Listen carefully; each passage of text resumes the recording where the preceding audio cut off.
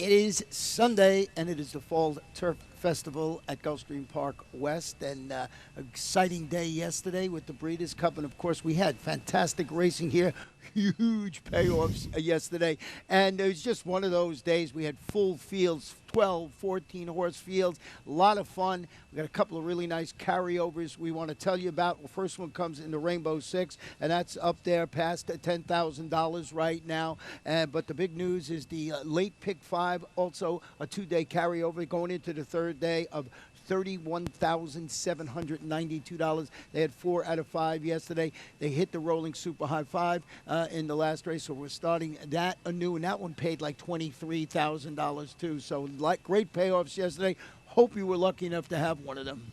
Really big competitive fields resulted in a lot of big payoffs. In the Rainbow Six, you only needed 3 of 6 to hit it. The rest carried over into today. Going to be a really exciting day to see how those carryovers play. Well, if you're watching this right now, you know we have an early post time starting today for the rest of the meet, 12:35 p.m. from now until our final week. I think we might have one a little earlier or later when we get to the final week of here, when we get all those big race days, a couple of graded stakes later on in the meet. But we got plenty of time to tell you about that, because from now on, as mark this down, 12:35 is our post time each and every day. And before we get into the Sunday card with this fast main track and firm turf course, couple of tweets, and one of them I'm very excited to the first tweet about Edgar Prado. You know, our buddy, he's here with us each and every day, except when he ships out and wins graded stakes. And yesterday wins the Breeders' Cup Sprint. He's made a pretty good habit of it this year, shipping out and winning a lot of big races, and he picked up the mount on Run Happy, won the King's Bishop, came back, won the Phoenix, is now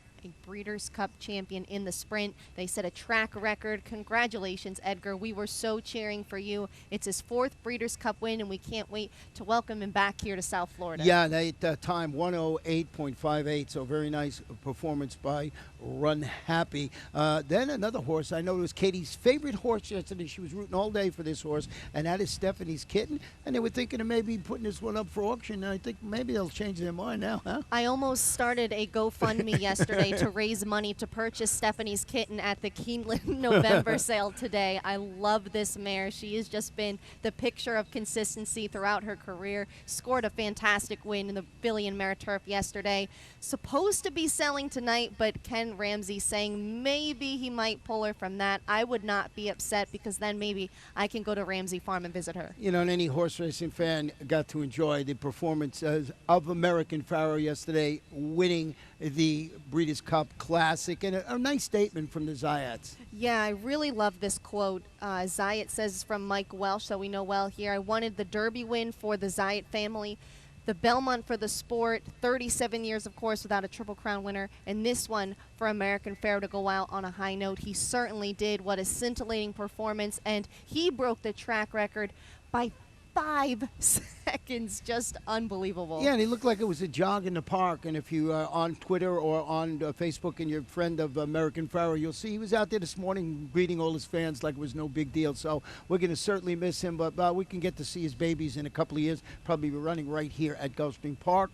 For sure, maybe Gulfstream Park West, so should be a lot of fun. Now, before we get into the Wednesday card, I want to show you one performance yesterday, and this is of the showing up. It was race 7 yesterday, and a nice performance by a horse that we were touting. Top of the stretch, not many horses 3/4. went wire to wire on the turf, and Watch Your Own Barber did exactly that. He did. He beat the bias and was pretty impressive here. Mike Maker had 3 victories on the card yesterday. This is the 2nd stakes win in a week for Mike Maker and Ken and Sam Ramsey to team up, and Watch Your Own Barber there holding on to win the race. A really nice performance, one of 2 stakes on the day. Yeah, and he won the Sellers Shiraz with Susie B, paid $22 there. So Mike Maker, over the last 2 weeks, has won 3 stakes here. So someone whose barn has woken up, and as you mentioned, 3 wins yesterday. Now, that is all taken care of, but let's delve into this card. 1 mile on the turf for race number 1. Claim is 3 and up, non-winners of 3 in life, or a race since May 1st. That is 6 months or 3-year-olds.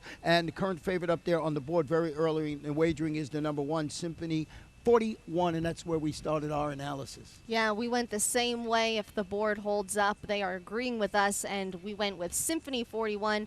This David Fox trainee coming back for another go at it. After making an outside bid to get up for third, he was only beaten a length and a quarter, and that was in open company in his last start. Returns to face condition claimers today off that strong effort. He's just gotten better and better since dropping to this level and turning back to this distance from a mile and a 16th. This seems to be an ideal spot. Well, number 8, War Ready, who I have in second, he must be respected on his ability to control the pace. When you look at this race on paper, I don't see any other speed in here. He looks like this is an otherwise paceless race. So I'm thinking maybe this Mike Trombetta apprentice, Harry Hernandez, will be riding, can be on the lead there. And, Eddie Castro rode this horse last time. He's going to Symphony 41, but I think War Ready may have a tactical advantage in this race. So I threw him on the ticket. I don't know what is on the morning line. I think he was third choice on the morning line. And we both used number 5. I'm wide awake, and everybody should be. Got that extra hour of sleep. Did you? I did. I enjoyed that very much. So you needed that after that exciting day yesterday. I'm wide awake. Gelded Son of Exchange Rate. This one rallied from 5 wide to finish third, just a length behind Symphony 41 last time out when making a surface switch. So if you like Symphony 41, you should like this horse. This one also responded to a class drop that day. Had previously been competing at the $25,000 and $30,000 claiming ranks. This is his third start off nearly a 2-month layoff and gets in light today with apprentice Gerardo Corrales. What about the 2 that I did not use and you did, and that is Corinthian Summer, who's up there at 10-1. I think you throw out the last race from this horse. Was really an uncharacteristic off-the-board finish when trying a yielding turf course. He just didn't like the soft ground. He hit the board in his previous 7 starts and is 2 for 3 at this distance, so I thought he could definitely bounce back today. Well, let's go to race number 2. We're going to go on the main track. The main track is listed as fast. A beautiful day here in South Florida. A little warm, but really nice, and should be a fun day, as we've mentioned a couple of times. And this one is 5.5 furlongs. These are claimers 3 and up. Non-winners of 3 races in life or 3-year-olds. 12.5 is the claiming level. No scratches, no jockey changes in the race. Katie, you went with the number 3. Social Roy on top. We got our exacta flip-flop. Tell me why. Well, this one seeks his 3rd consecutive victory today. He's on quite a roll for trainer Bernardo Lopez, led at every call to defeat $16,000 claimers by nearly 4 lengths here on October 12th. That was going 7/8 of a mile. It was also his first time facing winners after breaking his maiden over a next out winner in Pure Talent, who was pretty dominant in his own right on September 17th. I like that he's dropping a tiny bit in class when stepping up in condition level, and I just love his form right now. Well, number 5, who you have in second and I have on top, another winning sort. This is the 5, Mitos y Leyendas. This one, an ultra-consistent son of Canfaros, who is turning back to this 5.5 furlong distance today after posting his 2nd consecutive victory and 4th win overall. He's had 8 races with 4 wins in the second. You don't usually see this with this level of competition. This one certainly knows its way to the winner's circle. Hold on gamely last time out to defeat this caliber competition. That was going 6.5 furlongs last time out. I find these 2 hard to separate. I think you got to go one or together. They're both in good form. You know, it's hard to hold their form, but when I see 4 out of 8, I just, tilted me that way a little bit. Then the horse that we both have in a 3rd is the number 4, and that is Harry He. Also coming off a win, may not be on the win streak that the other 2 are, but he's going to look to start a win streak today. Defeated $6,250 claimers at 3/4 of a mile on October 14th. I like that he won his only previous start at this distance, but he has taken a small jump up in class today while also jumping up in condition level. Yeah, and he's 10-1, and he's going to have his running shoes on to beat the other 2 we were talking about. At least on paper, that's the way it appears. Let's go back to the turf for race number 3, 1 mile, 1/16. These are claimers 3 and up, non-winners of 2 in life. The claiming level is $8,000, and we do have a scratch in here of number 8, Dixie Conqueror, so we'll have 7 runners in this field, and you can still bet the rolling super high fives with 7 runners in the field. So should be a fun day today, and like I said, they nailed it yesterday, the last one for $23,000. It's amazing how they do that. With that said, we both picked the number 5 in here, Unbridled Indian. I really liked how this horse returned from a layoff, and it was a significant one at that. 6 months off, came back to finish 3rd, beaten only a length at this level on October 17th. This one from the Gary Jackson barn opened a clear lead in the stretch, but was just run down off the layoff, understandable, should be fitter today, and has been able to carry his speed before. He broke his maiden at this mile in a 16th distance in wire-to-wire fashion by more than 5 lengths back in March. Yeah, and that race last time out was on a softened turf. It was listed as good, had some cut in it. So we'll see how number 5 Unbridled Indian runs today. Well, we put a stamp on our trifecta in here. We both used the number 3 and second Plant City Robin, who broke his maiden at this distance, stretches out today after rallying. He finished second in front of Unbridled Indian, going a mile last time out. I think the top 2 set up that another classic clash between speed and closer, so we'll see how this plays out in here, and that's the 5 and the 3. Katie, tell them about the 6, because we're in agreement of everything else here. Absolutely. Got to respect this barn. Even though he's never won on the turf, Ride This Train has been running pretty consistently on it. At least he's been running against much tougher competition. Really like this spot for this horse. Son of Candy Ride, well beaten on soft ground at the Meadowlands on October 8th, but again, had been competing against much tougher before that. Can definitely at least get a piece. Yeah, and that race at the Meadowlands produced a couple of next out winners from 5 starters, so anybody that's likes the key races. So good performance and on that softened turf last time out. Let's go to race number 4 this afternoon. 1 mile and 1/16. Claim is 3 and up, $6,250. 9 runners, no scratches, no jockey changes in the race. Katie, you went to the inside with number 1, and that is Sir Sparky.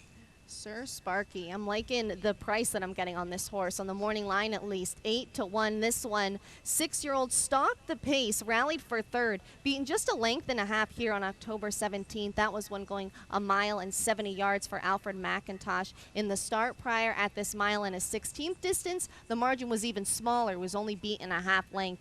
I just think this race really sets up for him tactically. I think he can sit just off the speed of Be a Wildcat and Bluegrass Jam. He's a 4-time winner here and a 4-time winner at this distance. I'll tell you why I like the number 8 on top of Be a Wildcat. Is stretching out a tad after opening that early 5-length lead and holding on to defeat similar here, going a mile and 70 yards.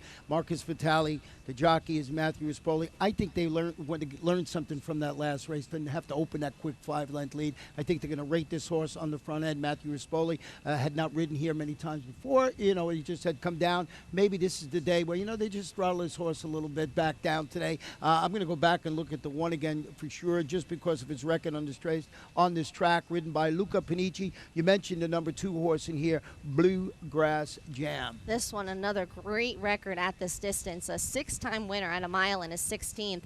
But he hasn't hit the board in his previous 3 starts at this racetrack. That's why I couldn't put him higher. But he makes his first start off the claim today for Christos Goddess. Similarly won in wire-to-wire fashion like Be a Wildcat last time out. That was going a mile at Gulfstream on September 25th. Well, the number 7 Pro Gold, a previous winner here, is stretching out, looking to sit behind what I see as the expected speed duel you had mentioned of Be a Wildcat, Bluegrass Jam, and sit there and try and reap the spoils. And Tyler Gaffleone will be in the saddle this afternoon, so a guy knows how to judge pace. He'll sit behind them and maybe pull a little bit of an upset in there. Actually, 4th choice on the morning line. Let's go to race number 5. This is where the Rainbow Six is going to start. Over $10,000 in that pool. It's 1 mile on the turf. Claimers, fillies and bears, 3 and up, $16,000. Once again, no scratches, no jockey changes in the race. 10 runners in the field, so the rolling super high fives will continue in here. And Katie and I both went with number 4, Ladies Lunar Luck, who didn't miss a beat when she returned from that 7-week freshening. Absolutely not. We've talked about a few horses coming in off win streaks. This one is looking for her 4th straight win today for trainer Marcus Vitale. Notched 2 wins in a row.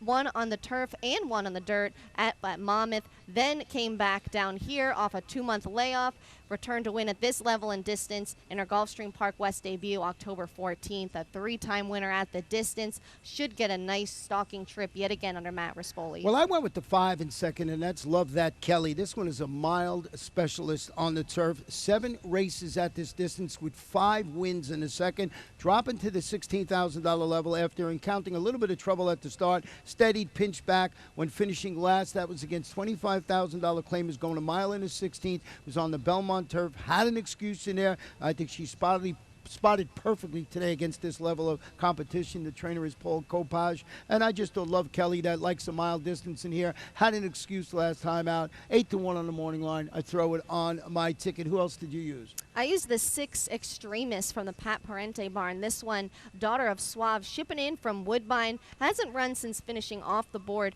against $32,000 claimers in Canada. That was back in July. But I like that she's dropping in class for this start. Owns 2 victories at this distance and really training sharply for this race. Turning a bullet 5/8 move in 1:01 and 2 at Gulfstream on October 25th. Maybe the Canadian Invader can come in and get a win down here, eh? Hey, we'll see if that happens today, and I'll bet you 2 loonies he can't. Number 10, Will to Shine on the outside, this horse. But listen, second choice in the morning line. Breaks from that outside post. I think this horse has enough tactical speed needed to get a position and grab a share of the exacta or trifecta in here against this very familiar competition running against this time. Dave Brady, the trainer, Edgar Zayas, penciled in today for the return riding assignment. Just think this horse on the outside, I was like, I don't know about picking this horse further up on the ticket, but I would use him because I think he's got that tactical speed to get a position and grab a share. And as we mentioned, the rolling super high fives in each of these races with more than 7 starters. Who else did you use? La Pantalones Fonse. She had to use this one. I love this horse, and you know what? She ran great last time out. Dropped to the claiming ranks from Allowance Company. Drew off to a commanding 2-length victory here on October 11th. Stepping up from the $10,000 level, but I think she really fits in with this group. She's a 5-time winner at the distance and has a fantastic name. Yes, and if you don't know what it is, Katie tells them each and every week. What's her name in English? Fancy Pants. Fancy Pants. Very simple. Fancy I didn't know it right Pants. away until she told me a couple of weeks ago. We're going to go to race number 6 today, and this is where the late pick 5 kicks off with that 2-day carryover of over 31,000. They are going to slam this thing today. They're going to bet it pretty hard at 6.5 furlongs. Claimers, fillies, and mares, 3 and up. Non-winners of 3 in life or 3-year-olds. 62.50 is the claiming level. Scratch the number 4, Climate Change. I went to the inside here in race number 6 with Venom Girl. A previous winner at this distance is stretching out after shipping in from across town, notching her 3rd career victory against this caliber competition, going 3/4 of a mile. If you take out that start 2 back where she got sideswiped at the start, and she'd be on a 2-race win streak, both by open lengths, I have this one on top today. Can really exploit these conditions as a 3-year-old. Well, you know, I had the Climate Change, the horse that scratched in second, so I moved up to Artie Latino, who you have in third. But I know you had number 3, Tormento de Oro, on your ticket all along. I did. This one making the turf to dirt move today for Louis Duco. After finishing an even 4th when going a mile on the grass on October 2nd, she's run at the mile distance in each of her last 4 starts since joining this barn. But the last time she went at this 6.5 furlong distance, she broke her maiden by more than 10 lengths. I think she's really going to like the turn back today. Well, number 5, Artie Latino, is stretching out to this 6.5 furlong distance after her 2-race win streak ended when she dueled for the lead. She faded to finish 3rd as the favorite behind aforementioned and the one we have on top, and that was Venom Girl last out. Tyler Gaffleone is going to handle that rematch this afternoon, so I just thought this was a logical choice to be on the ticket. But like I said, I had originally had Climate Change in second, so I moved each one of these up another spot, and we'll see how that race plays out. And don't forget, that's where the late pick 5 starts with that big carryover. You think we got a single in there with Venom Girl? No, not at all. Not in that type of race. I don't like the reliability of the horses at that level. I, too, had Climate Change on the ticket, scratched into Arte Latino, so I think there are plenty that could jump up there. Well, let's go to race number 7, 5 furlongs in the turf, maiden special weight, fillies, 2-year-olds, 9 runners in the field, no scratches or jockey changes. Want to go back and show you performance of a horse I have in 3rd today, and that is Fabulous Fantasy. Fulfilled Fantasy. I have Fulfilled Fantasy in 2nd on the ticket. I did go with your top horse in this race, but I think this one certainly deserves to be on your ticket with the way she ran last time out. This was her career debut on the turf course, not favoring speed, and she holds on to finish 2nd in this race. I really thought it was a very solid effort for the debut. Also, she was at big odds. You're not going to get the price you got last time, unfortunately, but continues to train really sharply since that effort, turning a bullet half-mile move of her own at Gulfstream to tune up for this start. That was on the 23rd, went 47-2. Yeah, she was 74-1 last time out, so a big price. Here's where the Fabulous comes in. That's Fabulous Devotion, number 9. This one now now in the Ralph Nix barn. This is a beautifully bred daughter of Tappet. Yeah. Turns back to 5 furlongs today after showing speed and fading when going 6.5 furlongs. That was on the Kentucky Downs turf while under the tutelage of Christophe Clement. Freshman gets second-time Lasix today.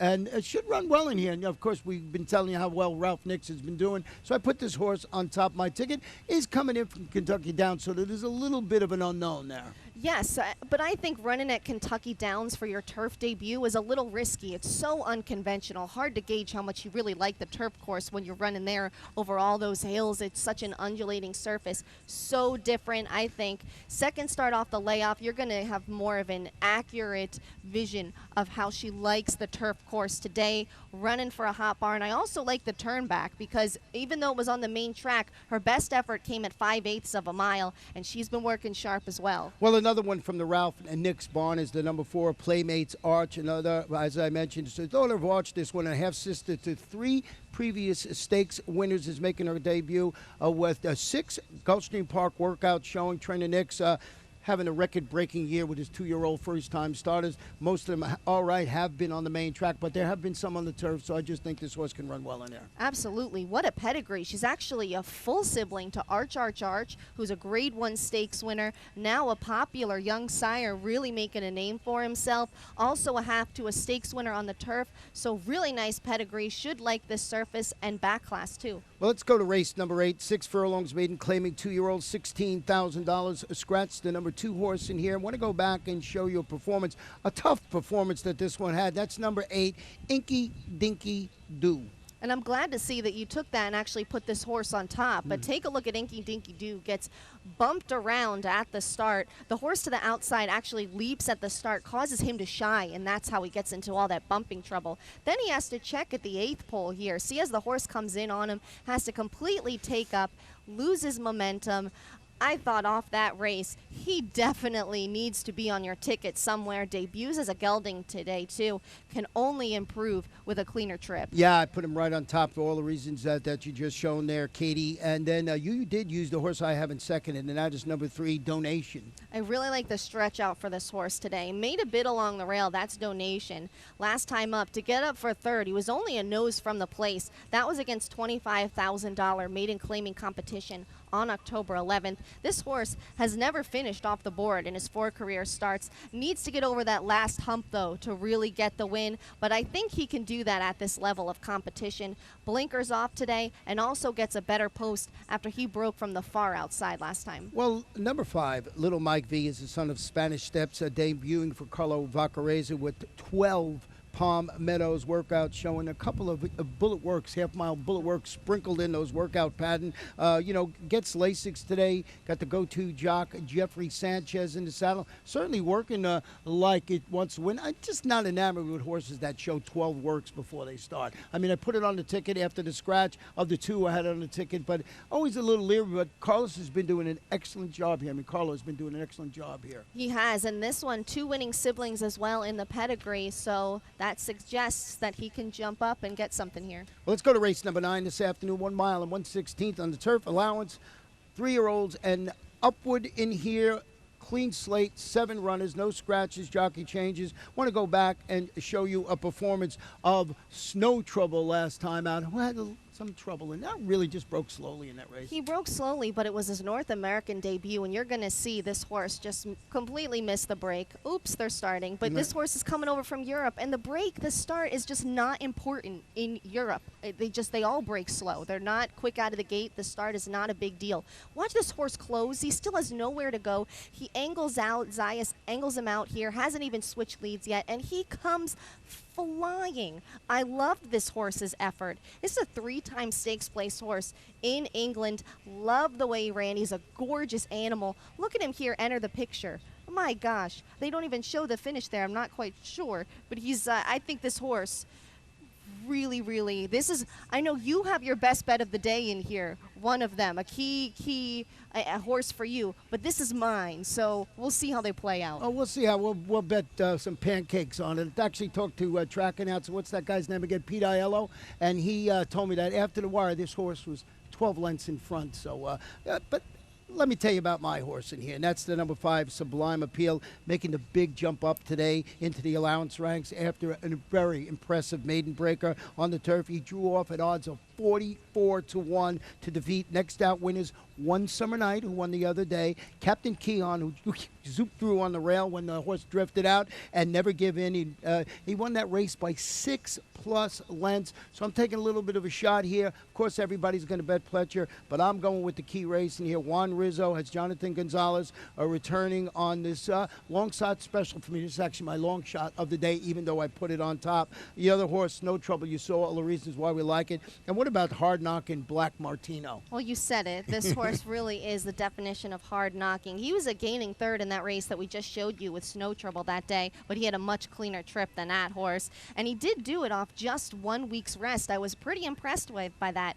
He can be a little unpredictable at times. Not always the most consistent horse, but he really just comes every time. And he's running. This is his third start off a 2-month layoff as well. But I know you and Pete have your thing with pancakes. I'm not much of a pancakes girl, but I will gladly accept waffles or an egg sandwich. You got it. And just note that that horse last time out, Black Martino, was put up to second, and Snow Trouble was put up to third in that race for that trouble during that run. So Black Martino, second last time out. Boy, he's a hard-knocking campaign. He just can't seem to get over that hump right at the end there. Last race on Sunday, last race of the week, mile 16, turf, maiden claim is 3 and up, 12-5 is the claiming level, scratch 13, 14, and number 15. Katie, I went with the 8, Gray Satellite, you went with the 3, Kia Royale from a nice barn. Yes, from the Kathy Ritbo barn, and this horse has just he's been finishing second a lot and frequently. This horse, he finds a spot where he can break through today. He's been a gaining second in each of his last 2 races, but he gets the extra distance that he might be seeking today and stretching out to a mile and a 16th. His numbers from a buyer's perspective are tops in this field, and although he hasn't been able to get over that hump, I think he finds the right spot to do it today. You know, before the scratch of the 3 horses in here, all 15 horses in this race have never won at a mile and a 16th. So it's a bit of a, a tough race to do here, but I did go at 8, Gray Satellite, dropping to this 12-5 level, stretching out to the mile and the 16th distance after setting the pace, flattening out late a little bit in that race to finish 4th against $20,000 maidens going a mile. I think he's got tactical speed. I don't think he has to be on the lead this afternoon. I think he's going to be able to flaunt a little bit of a class edge in this spot. Kia Royale, for all the reasons you mentioned, a bit of second-itis in that race, so I'm going to go with the number 8, Gray Satellite on top, and I used the 2 abandoned ship in the third. This one will try the added distance today in the nightcap, track the pace, finish 4th against similar going a mile, Marcus Vitale and Matthew Rispoli in the iron, so I just thought a logical contender. I know you used the number 8 horse in your ticket, but you used number 12 too, Dokaki Warrior. Yeah, I don't like the post on this horse, but I like a lot of other things about it. Cuts his tag in half today when shipping in from Monmouth for Timmy Hills. 4-year-old gelding made a surface switch to turf in his last start, was second against $20,000 maiden claimers up on the Jersey Shore on September 13th. Again, don't love the post, but I think on the class drop, he fits in very well here. Yeah, so it's an exciting day, the 10th and final race. 12 runners in that field, and don't forget we got the rolling super high fives throughout the afternoon. The huge carryover in the late pick 5, carryover in the Rainbow 6. What else do you need? What's not to like? Yeah, beautiful day. Good luck, everybody.